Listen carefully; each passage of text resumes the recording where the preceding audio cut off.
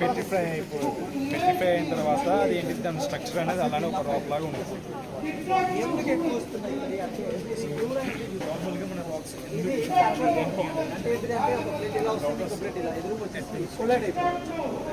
Pollution వలన energy release అవుతుంది. ఆ ఎనర్జీ రిలీజ్ అవ్వడం మనకి సో ఆ విధంగా మనకి ఇక్కడ ఎఫెక్ట్స్ వస్తుంది.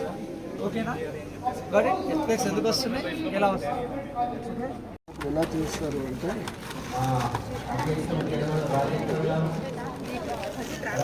తెలంగాణ పద్మ గారు మరియు ఇక్కడ ఉన్నటువంటి గురువయ్య గారు రాజు